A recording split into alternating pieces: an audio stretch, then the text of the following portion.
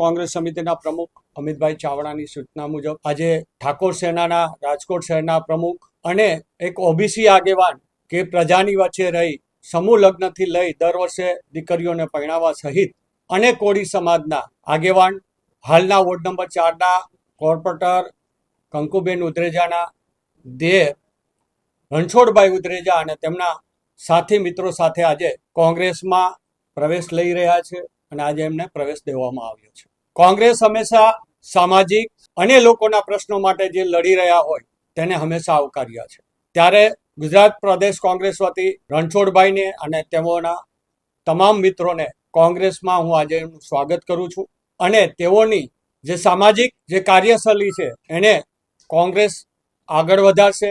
લોકોના પ્રશ્નો સાથે રણછોડભાઈ હંમેશા રહ્યા છે અને આગળ પણ કોંગ્રેસની સાથે જોડાઈ અને લોકોના કાર્ય કરશે. તે હેતુસર આજે ફરીથી હું કોંગ્રેસ વતી તેઓનું સ્વાગત કરું છું. આગળના દિવસોમાં આ જ રીતે જે ભાજપના અન્યાયથી અને આજે જે રીતે આ દેશની અંદર માહોલ થઈ રહ્યો છે, જે આપણા બાળકોનું ભવિષ્ય આજે અંધકારમય થઈ રહ્યું છે, ત્યારે લોકો હવે ધીમે ધીમે ભાજપનો અસલી ચહેરો છે એ જાણી ગયા છે અને આગલું ભવિષ્ય આપણા બાળકોનું શું હોવું જોઈએ અને કોણ આ દેશનું અને બાળકોનું ભવિષ્ય કરી શકે તેને ધ્યાનમાં રાખીને કોંગ્રેસમાં જોડાઈ રહ્યા છે. અને આપના માધ્યમ દ્વારા ગુજરાતના તમામ લોકોને અમે આહવાન કરીએ છીએ કે દેશના હિત માટે જેમ ગાંધીજી, સરદાર વલ્લભભાઈ પટેલ જે રીતે લડ્યા હતા, નહેરુજી, એ જ રીતે આપણે સૌએ ફરીથી આપણા દેશને બચાવવા માટે સાથે મળીને લડવાનું રહેશે. ત્યારે અમો આપ સૌનું સ્વાગત કરવા માંગીએ છીએ જે આ દેશના હિત માટે કાર્ય કરવા માંગે છે તેઓ. સૌપ્રથમ તો કોંગ્રેસ છે, ભાજપ છે ને, ભાજપે અમારા સમાજને ખાસ કરીને સૌરાષ્ટ્રમાં ચુવાડિયા ઠાકોર સમાજને 35 વર્ષ થયા ખાલી મત જ લીધા છે. અમે 35 વર્ષથી ભાજપમાં જોડાયેલા છે. અમારો સમાજ આખો ભાજપમાં વળેલો છે, પણ અત્યાર સુધીમાં અમારા સમાજનો એક પણ ધારાસભ્ય સૌરાષ્ટ્રમાં નથી આપ્યો કે ન્યાય નથી ક્યાંય સંગઠનમાં કે ક્યાંય સારું સ્થાન કોઈને આપ્યું છે. કેવલ ને કેવલ અમારા સમાજનું ખાલી મત જ લીધા છે અને સભાને સંમેલનો હોય એમાં સંખ્યાની ચિંતા કરીને અમારા સમાજને જારે જોડે રાખ્યો છે. એટલે એ કારણસર હવે આવનારા પેઢીમાં હવે અમે પણ અમારી ઉંમર થઈ ગઈ છે, એટલે એ આધારે જોઈને હવે અમે કેટલોક ટાઈમ ભાજપની રાહ જોશું કે અમને આજ આપે કાલ આપે અમારા સમાજને. એટલે સમાજના સુખાકારી આપણે દુઃખ દૂર કરી અને સમાજની સારી દિશા દેખાડવા માટે આવનારા સમયની અંદરમાં સમાજને સારી દિશા દેખાડવા માટે અમે કોંગ્રેસમાં જોડાયા છીએ.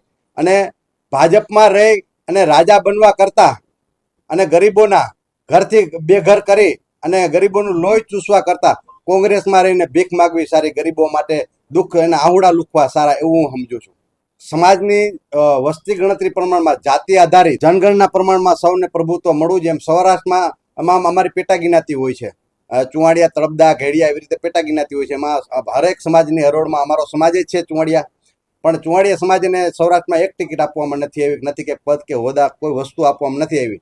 એના કારણસર અમે આવનારા સમયમાં એક સંમેલન બોલાવશે ને એમાં સમાજ બધું જોડાશે. અત્યારે તો અમે મુખ્ય આગેવાનોથી જ અમે જોડાયા છીએ. આવનારા સમયમાં અમે એ તમને વહેલા બધું કંઈક ને કંઈક મહેશભાઈને આશીર્વાદથી અમે કંઈક ને કંઈક કરશું.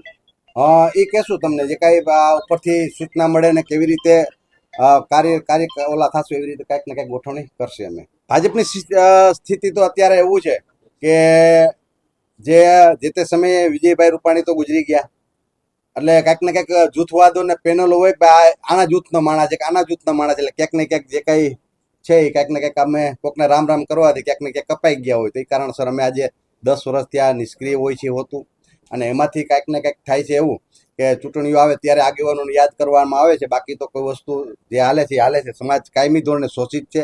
અમારા સમાજને ભાજપથી સરકારનો એક પણ લાભ મળ્યો નથી. એટલે આવનારા સમયમાં સમાજ માટે પણ અમે ચિંતા કરીએ છીએ અને ગરીબ સમાજ માટે અમે ચિંતા કરીએ છીએ.